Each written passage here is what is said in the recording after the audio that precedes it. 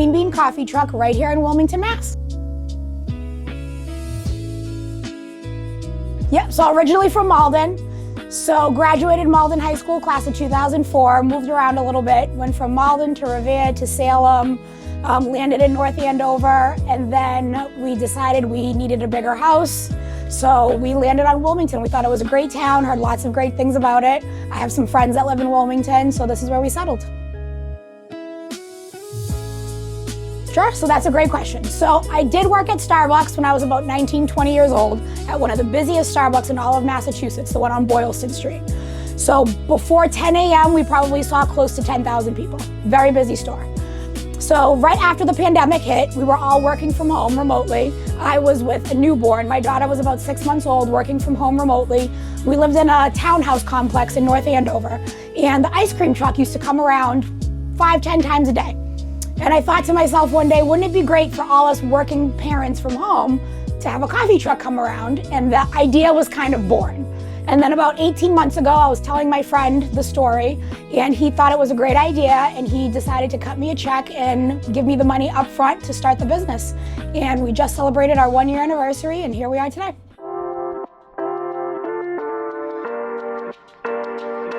So I guess one of the best things are I get to make my schedule. I get to be home with my daughter, get her on the bus in the morning, be home when she gets home from school, which is great. Being your own boss is great. I've been told in the past by previous managers that I'm bossy, so I like being my own boss.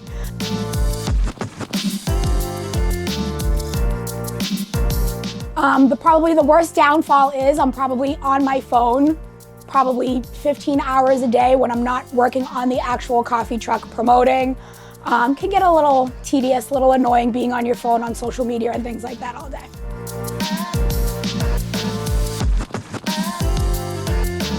So this truck looks amazing from the outside. It's pretty old, it's about 30 years old. It's got great bones, so it has broken down on us quite a few times in the last year. We put a lot of blood, sweat, and tears into this. I put a lot of blood, sweat, and tears into this. So sometimes we do have to cancel events when the truck breaks down.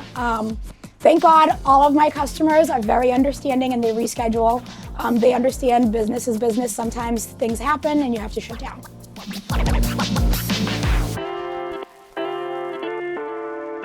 So in the beginning, it was a lot of word of mouth, lots of mom friends. The good old Wilmington Moms Facebook group has been my biggest supporter.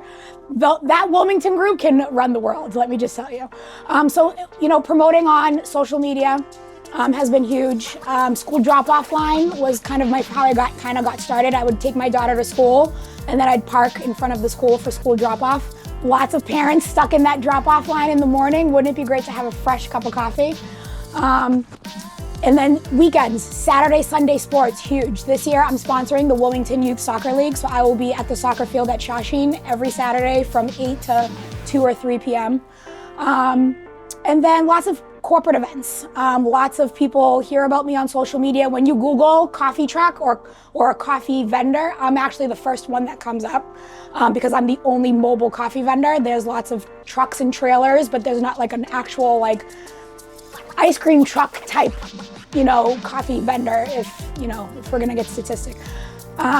So I can be on the go. I can pack up in 10 minutes and keep it moving, bounce from location to location. Lots of corporate events. I was able to actually land on a movie set last year, which I don't know how they found me. I'm glad they did. But it's been a lot of fun.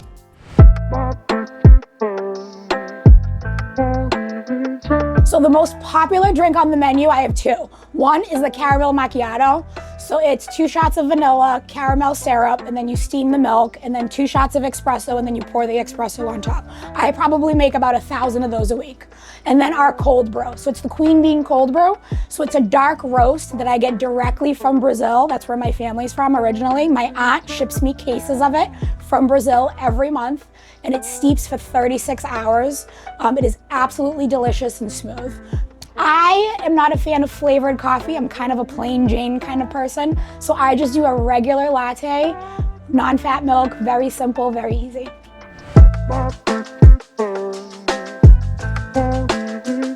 So I do not roast my own beans, and there's a reason for that. So the cost of beans from a wholesaler, if you want to roast them yourself, they're really expensive. It's about $20 a pound. I go through probably 50 pounds of coffee a week. If I were to get a local roaster and roast my own beans, I'd have to increase my prices by probably $1.50 to $2 per cup. And I don't want to do that. I want my coffee to be affordable. I want everybody to, enjoy it. I do use a really good commercial bean. I use Café Bustelo, which is a Colombian roast. You can get it probably at every supermarket, so lots of people in town probably already drink it, but that's what I use for my beans.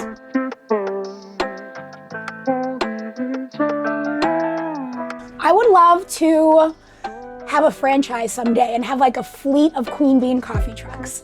My business partner who gave me the money, he has a 9-year-old daughter, so he wants his daughter to start working on the truck at some point someday. I have a 6-year-old daughter. She comes on the truck with me sometimes when I can't find a babysitter to watch her. So we work together. So I'd love, my daughter, my business partner's daughter to just kind of, continue the fleet and have, 10, 15, 20 trucks someday.